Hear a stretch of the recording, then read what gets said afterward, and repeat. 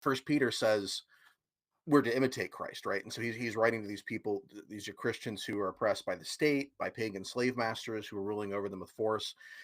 And he says, what credit is there if when you sin and you're harshly treated, you endure it with patience, but when you do what is right and you suffer, that finds favor with God. And he says, for you have been called for this purpose, since Christ also suffered for you, leaving you an example for you to follow in his steps. And so what does he say that Jesus did? What are we following in his steps? What are we walking after him in? Well, he committed no sin. There wasn't deceit found in his mouth. He didn't revile in return. When he was suffering, he didn't utter threats. He kept entrusting himself to him who judges righteously, and he bore our sins in his body on the cross. And so, because of that, don't return evil for evil or insult for insult. Give a blessing instead. And I think Peter gives, I think, very practical examples here, and he says not just to follow Jesus as an example, not just to imitate Christ.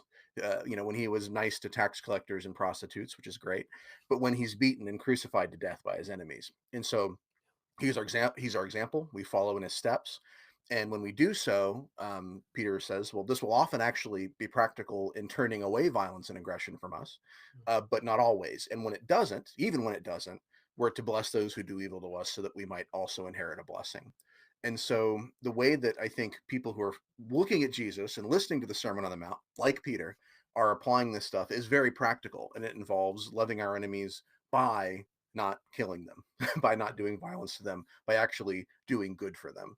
And so there are people, like Augustine, who are going to over spiritualize that and say, well, you can love somebody while you put a spear through their brain. Yeah.